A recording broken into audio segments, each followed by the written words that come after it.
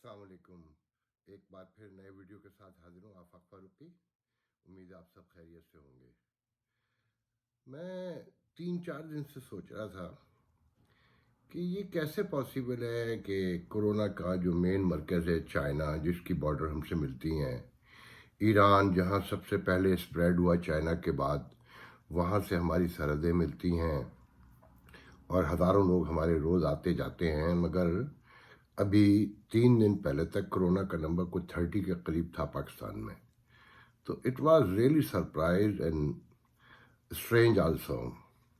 मगर अब तेज़ी से आप नोट कर रहे होंगे कि जी आज 180-83 हो गया, अराउंड 200। मगर मेरे एक दोस्त हैं फैसल अजीज़, उन्होंने वीडियो किया है और सीनियर जर्नलिस्ट हैं, वो कहते हैं सस्पेक्ट 16,000 है।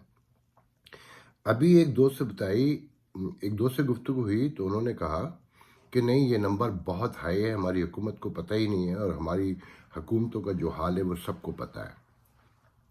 इसमें जो सबसे दर्दनाक बात है वो ये है कि ये वक्त होता है कि जब सोशो पॉलिटिकल अलाइनमेंट हो सोसाइटी में, आपका जो आपके जो सारे इदारे हैं वो सब मिलकर काम कर रहे हों, और ख़ास कर स्पेशली मीडिया जो है ना, वो बहुत इम्पोर्टेंट रोल अदा करता है। जैसा कि मैं यहाँ अमेरिका में देख रहा हूँ कि 99.9% जो यहाँ के जो कहना चाहिए कि पॉलिटिकल क्लैशेस थे या डिफरेंसेस थे, जो सदारती इलेक्शन हो रहा था, वो कहीं मुकम्मल गायब हो चुका है और टोटल गुफ्तगू जो है वो कोरोना पे हो रही है। और यहाँ का हेल्थ सिस्टम, मतलब उसे बयान करने की ज़रूरत नहीं है कि कोई भी किसी वक्त भी उठकर जाकर शक की बुनियाद के ऊपर भी अपना कोरोना का टेस्ट करवा सकता है। जबकि हमारे पाकिस्तान में तो मुसलसल ये कहा जा रहा है कि जनाब वो जब तक यकीन कामिल ना हो और ये सिम्टम ना हो, ये ना हो, मतलब टाल देते हो। मेरे कुछ दोस्तों का कहना ये है कि वो बाकायदा रवाना ही कर देते हैं कि नहीं, ये रेगुलर खांसी बुखार है, क्योंकि एक कोरोना का टेस्ट वहाँ 9,000 रुपये का पड़ रहा है अगर आपको करवाना है, यहाँ $4,000 का पड़ रहा है। मगर स्टेट ने फ्री का ऐलान कर दिया है मुकम्मल तौर पे। तो अच्छा, दूसरी तरफ सूरत हाल ये है कि आम आदमी की अवेयरनेस का पता ही नहीं है, उसे कुछ मालूमात ही नहीं है। तो इस वक्त मीडिया था जो इस मसले को हुकूमत के साथ मिलकर बड़े पैमाने पर हैंडल कर सकता था। मगर आपने देखा कि यह हुकूमत जब भी इस कौम पर कोई वक्त पड़ रहा है, गुज़िश्ता 2 साल में कश्मीर से लेकर इस कोरोना तक, ये किसी न किसी सेगमेंट ऑफ सोसाइटी से लड़ लेती, कभी अपोजिशन से लड़ लेते हैं। इनकी मुख्तलिफ तारीख है, मैं बहुत डिटेल में नहीं जाऊँगा। अब ये जो मीर शकील उर रहमान की गिरफ्तारी थी, मीडिया को डिवाइड किया गया बाकायदा और सारा सिनेरियो चेंज हो गया। ऐसा लगता था जैसे कोरोना से, मैंने पिछले दिन एक वीडियो में कहा भी था कि ये मामला से नज़रें बचाने के लिए, आवाम को गुमराह करने के लिए, उनसे पर्दा रखने के लिए ये बाकायदा कोई इशू क्रिएट करते हैं ताकि उस तरफ नज़र न जाए, मगर ऐसा होता नहीं है। बहरहाल जो लड़ाई है वो आपके सामने है कि टेलीविज़न का आधा से ज़्यादा टाइम तो मीर शकील उर रहमान की गिरफ्तारी पर जा रहा है। बहुत दुख की बात है, क्योंकि छुपाना तो ये था कि बॉर्डर जिस तरह से लापरवाही बरती गई, उसमें जुल्फी बुखारी का नाम आ रहा है।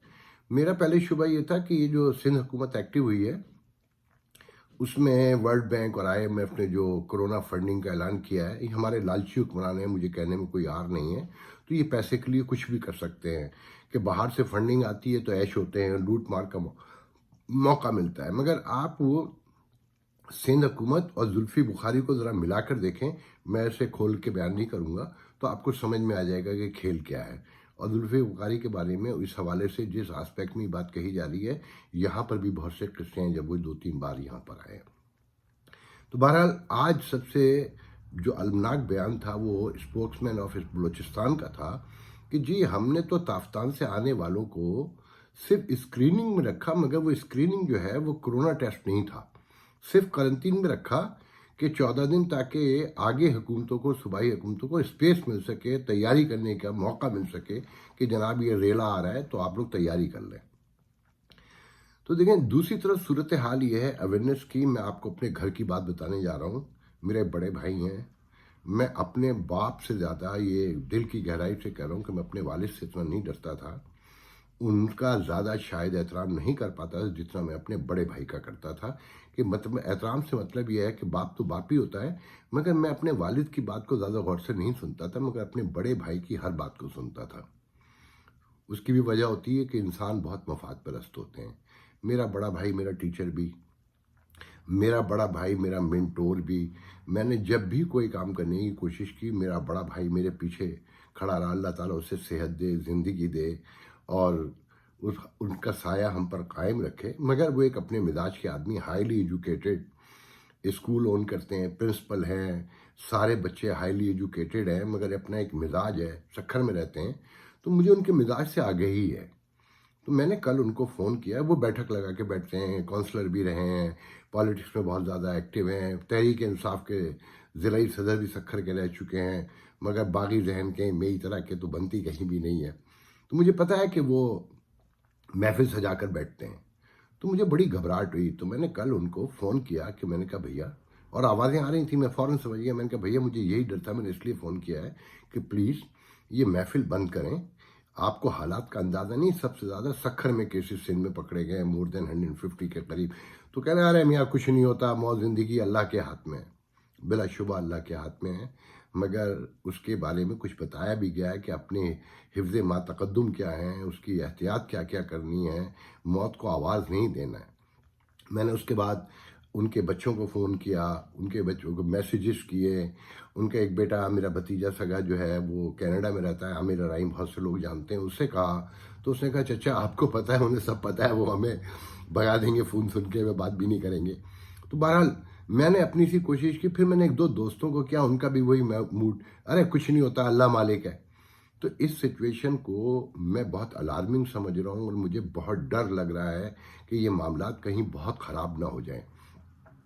دیکھیں، آپ نے سوشل میڈیا پہ دیکھا ہوگا، دعائیں گھوم رہی ہیں، قرآنی آیت سے نسخے بتائے جا رہے ہیں، ہومیوپیتھی کے بتائے جا رہے ہیں.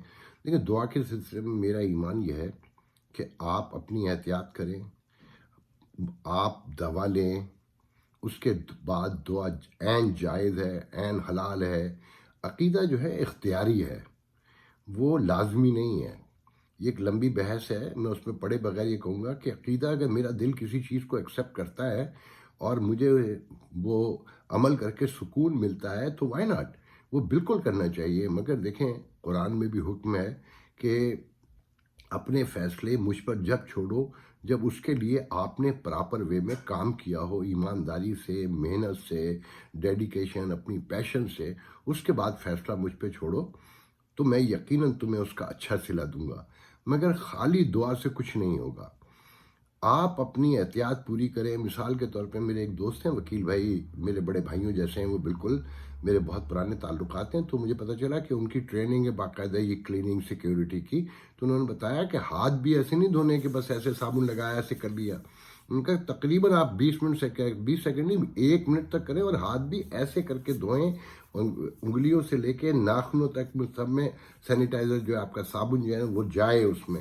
اس کے بعد 1 منٹ تک پانی سے دھوئیں، اور جب آپ کسی چیز کو گھر کی چھوئیں تو آپ ہاتھ دھوئیں. ایون انہوں نے تو مجھے یہ تک بتایا کہ جو فریج کو جو آپ ہینڈل پکڑتے ہیں اسے بھی سینیٹائز کریں. جو آپ باتھ روم میں ڈرین کرتے ہیں کموڈ کا پانی، اس کا جو وہ پکڑتے ہیں ہک، اس کو بھی سینیٹائز کریں. جو نل کے یوز کرتے ہیں اسے بھی سینیٹائز کریں. اس حد تک احتیاط کریں گے تو بچت کا راستہ. اس کے بعد آپ دعا مانگیے، آپ منت مانگیے، آپ کا دل سکون ملتا ہے تو یقیناً آپ کو فائدہ پہنچے گا. مگر اس سے پہلے خدا کے لیے اپنی احتیاط کیجیے، اور احتیاط سے ہی بچت ہوگی، جس کا بہت بڑا خدشہ آپ ذہن میں رکھیے گا. آپ کے ریموٹ ایریاز میں جہاں سے زیادہ تر لوگ گئے ہیں، میں سکھر کو جانتا ہوں، میں ڈیٹیل میں نہیں جاؤں گا، وہاں صحت کے حوالے سے کتنے خوفناک پہلے سے مسائل موجود ہیں. اگر یہ بڑھ گئے، اور یہ گرمی پاکستان میں بھی مجھے آتی ہوئی فوری نہیں نظر آ رہی ہے، یہاں تو خیر بہت دور دور تک ابھی پتہ نہیں، مئی اور جون سے پہلے کچھ نہیں امید نظر آتی. سکھر میں ان دنوں میں شدید گرمی پڑنا شروع ہو جاتی تھی. پتہ چلا کہ وہاں پر بھی سردی موجود ہے اس وقت. تو پلیز اپنی احتیاط کریں. آپ کے ہاسپٹلز میں، آپ کے ہیلتھ سسٹم میں کچھ بھی نہیں ہے. 2,500-3,000 وینٹیلیٹر ہیں سندھ میں ٹوٹل، اور पंजाब का मुझे बिल्कुल नहीं पता, केपी का मगर एक अंदाज़ा है कि रिमोट एरिया में क्या सूरत हाल होगी। अगर आपने इस पे कंट्रोल नहीं किया, आपने अपनी एहतियातें नहीं की, तो बहुत इशू खड़े हो जाएंगे। और इल्ज़ामात लगाने की गुफ्तगू सोशल मीडिया पे छोड़ दें कि ये अमेरिका ने किया, ये फ़लाने ने किया। ये मज़े लेने छोड़िए, ये साजिशी थ्योरियाँ छोड़िए, अपने बारे में गौर कीजिए। अगर अमेरिका ने किया होता या किसी ने किया होता तो आज अमेरिका की ट्रिलियंस ऑफ डॉलर की इकॉनमी ख़त्म हो गई है। पूरा मुल्क यहाँ पर आलमोस्ट लॉकडाउन पड़ा है, सड़कें वीरान हैं, स्कूल बंद हैं, रेस्टोरेंट भी आलमोस्ट बंद हैं। जो स्टेप आप लोग अब लेने जा रहे हैं यहाँ लिए जा चुके हैं बहुत पहले से। और ये 50 रियासतों की एक पूरी रियासत है जो जिसका फासला 4000 मील तक एक सिरे से दूसरे सिरे तक जाता है। यहाँ के मामलात, यहाँ का एनवायरनमेंट, यहाँ का हेल्थ सिस्टम बहुत अलग है। इसका मुकाबला आप लोग नहीं कर सकते, मगर आप लोग अपनी एहतियात से बहुत कुछ कर सकते हैं, अचीव कर सकते हैं। अपने ख़ानदान की, अपने प्यारों की, अपने बच्चों की ज़िंदगी बचा सकते हैं। तो खुदा के लिए मेरी आपसे रिक्वेस्ट है कि प्लीज़ उस जानिब तवज्जो दीजिए। अल्लाह हाफ़िज़।